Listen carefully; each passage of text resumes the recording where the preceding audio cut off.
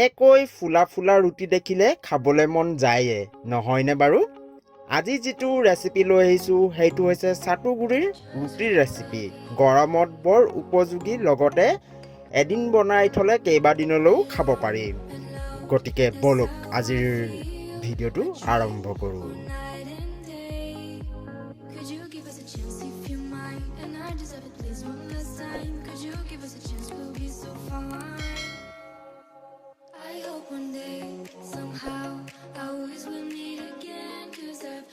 Hello everyone, কি খবৰ খাম খুৱাম হিকিমিকাম উদ্দেশ্যলৈ আকৌ এবাৰ সকলোকে ৰোহন কিচেনলৈ স্বাগতম জনাইছো বনাবলৈ আমাক প্ৰয়োজন হ'ব সাতু গুড়িৰ যেটো সহজতে উপলব্ধ বজাৰত এনেকৈ পেকেট কিনিবলৈ পাব এনেকৈ মই 3 কাপ সাতু গুড়ি লৈছো নহলে মই কেনেকৈ সাতু গুড়ি লিয়ে মই ডেসক্ৰিপচন বক্সত মোৰ লিংক এটা দি দিম আপোনালোকে চাব পাৰিব মোৰ আগৰ ৰেচিপি দিয়া আছে সাতু গুড়িৰ লগতে মই কাটি লোৱা পিয়াজ দুটা লৈছো ইয়াত একদম মিহিকৈ কুটি লৈছো চপাৰত কাটিছো আৰু মই যেটো চপাৰ লৈছো হেতুৰ লিংকও মই তলৰ ডেসক্ৰিপচন বক্সত দি দিম আপোনালোকে চাই ল'ব লগতে কেঁচা জলকীয়া এটা দিছো আপোনালোকে জ্বলা বেছি খালে জ্বলা বেছি দিব পাৰে লগতে মই দিছো ইয়াত নহৰু মই 10-12 কুহ মান দিছো আৰু এইখিনি মই ভালকৈ মিহিকৈ খুন্দি লৈছো দেখিছে নহয় খুন্দি এনেকৈ দি দিছো আৰু ইয়াত মই দিছো কলা জিৰা যেটো কাল জিৰা বুলিও কয় মই 4 ভাগৰ এভাগ দিছো লগতে আজওয়াইন দিছো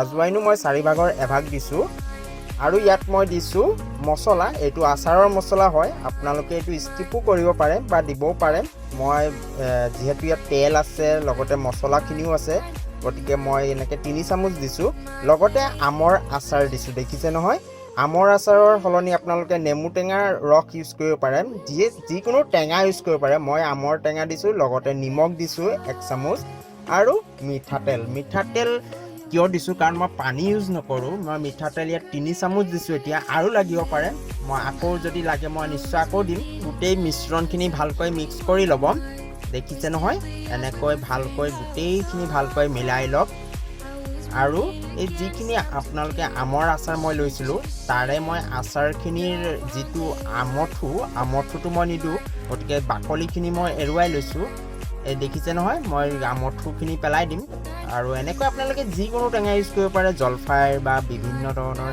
কৰদৈ টেঙা ইউজ কৰিব পাৰে বা নেমু টেঙাৰ ৰস যিকোনো টেঙা দিলেই হ'ল টেঙা ইউজ কৰিলে ভাল হয় খাবলৈ টেঙাটো নিদিবলৈ নাপাহৰিব সেইকাৰণে টেঙা দিবই এটো বনাওঁতে আৰু এনেকৈ গোটেই মিশ্ৰণখিনি আকৌ ভালকৈ মাৰি লওক আকৌ মোৰ মিঠাতেল দৰকাৰ হৈছে দেখিছে নহয় মই আকৌ ইয়াত 3 চামুচ মিঠাতেল দিছো আকৌ মই ভালকৈ মিশ্ৰণটো আকৌ ভালকৈ মিক্স কৰি লৈছো মই কিয় মানে ইমান মিঠাতেল ইউজ কৰিছো গম পাইছে নহয় এয়া চক আকৌ 2 চামুচ লাগিছে মোৰ মই আপোনালোকক কৈছো যেতিয়ালৈ আপোনালোকৰ মিশ্ৰণটো বান নাখায় গম পাব দেখিব মই ইয়া দেখিছে নহয় লাৰু বনি গৈছে দেখিছে নহয় তেতিয়া গম পাব আপোনালোকৰ মিশ্ৰণ ৰেডি হৈ গল মিক্স কৰি সো এইটো যেতিয়া পৰ্যায় পাই যাব তেতিয়া আপোনালোকে গম পাব আপোনালোকৰ আৰু তেল দৰকাৰ নহয় সো এতিয়া আহো নেক্সট প্ৰসেছটোলে ৰুটি বনাবলৈ আমাক আটাৰ প্ৰয়োজন হ'ব গতিকে আটা মই 4 কাপ লগতে নিমখ দি লৈছো আৰু গৰম পানী দি ভালকৈ আটা যেনেকৈ মঠে তেনেকৈ মই মঠি লৈছো ইয়াত একো চিন্তা কৰিবলগীয়া নাই যেনেকৈ আপোনালোকে আটা হানে ৰুটি বনাবলৈ তেনেকৈ আপোনালোকে ভালকৈ হানি ল'ব এয়া দেখিছে আৰু এইখিনি সমান ভাগত ভগাই ল'ব আৰু গৰম পানী ইউজ কৰিব কৈছো কাৰণ তেতিয়া আটাৰ ডটো কোমল হ'ব এনেকৈ গোটেইখিনি আপোনালোকে সমান ভাগত ভগাই এনেকৈ আপোনালোকে ৰুটি যেনেকৈ আমি বেলিবলৈ লওঁ তেনেকৈ আপোনালোকে কৰি ল'ব এনেকৈ শুকান আটা লৈ ডটোৰ চাৰিওফালে লগাই দিব আৰু এনেকৈ গাঁত কৰি ল'ব দেখিছে নহয় মই কেনেকৈ ঘূৰাই গাঁত কৰি লৈছো আপোনালোকে যেটো গাঁত কৰি লৈছিলে সেই গাঁত কৰাৰ যেটো ডো হেতু বাও হাতত ল'ব আৰু যেটো ষ্টাফিং ৰেডি কৰি লৈছিলে সেইখিনি তাৰ ভিতৰত ভৰাই দিব চামুচ এখনৰ সহায়ত এনেকৈ মই 2.5 চামুচ দিছো 2.5 চামুচ দি ভালকৈ হেঁচি দিছো ওপৰৰ পৰা তাৰ পিছত সোঁ হাতখনে আপোনালোকে ওচৰ চপুৱাই আনিব এয়া দেখিছে নহয় আৰু বাও হাতখনে ঘূৰাই থাকিব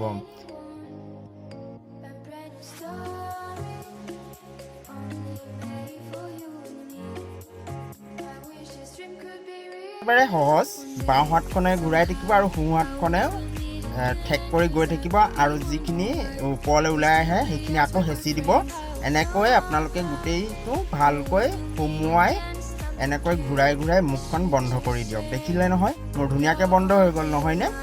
একদম ইজি হয়, বেছি টান নহয় কৰিবলৈ। আৰু এই যিটো টিকনি ওলাই আছে সেইটো হেঁচি দিব ওপৰত। এয়া মোৰ বন্ধ হৈ গ'ল গোটেইটো ধুনীয়াকৈ। এয়া বাকী গোটেইখিনি এনেকৈ আপোনালোকে কৰি লওক। একেবাৰে সহজ, বেছি টান নহয় কৰিবলৈ।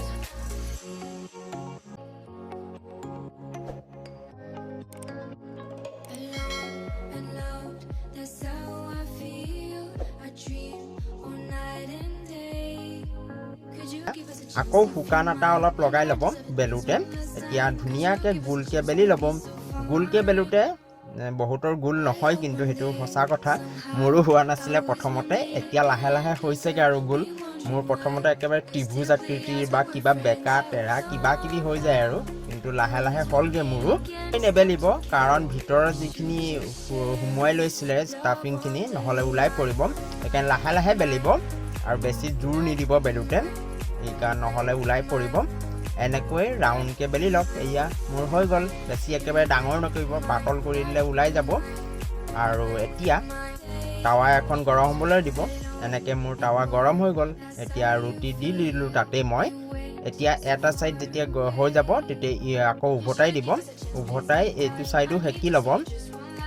তাৰপিছত তেল লৈ ল'ব আপোনালোকে, মিঠাতেল বা ঘিউ ল'ব পাৰে। মই মিঠাতেল ইউজ কৰিছোঁ। এয়া এতিয়া আকৌ উভতাই মই ইয়াতে মিঠাতেল লগাই দিছোঁ। তাৰপিছত ভালকৈ ৰুটি সেকাৰ দৰে সেকি দিলেই হ'ল।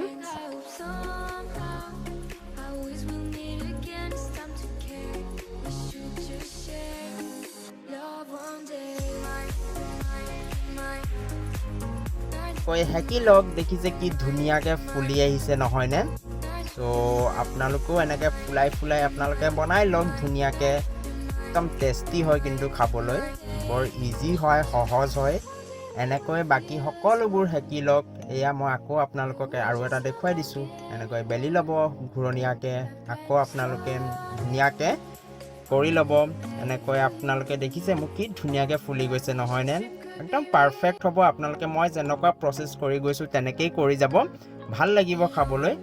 আৰু কমেণ্ট কৰি জনাব কেনে পালে আজিৰ ৰেচিপিটো। প্লিজ লাইক এটা কৰি দিব যদি ভাল লাগে। আৰু মোৰ চেনেলত নতুন কোনোবা আহিলে ছাবস্ক্ৰাইব কৰিব। তেন্তে tata, thank you, bye by.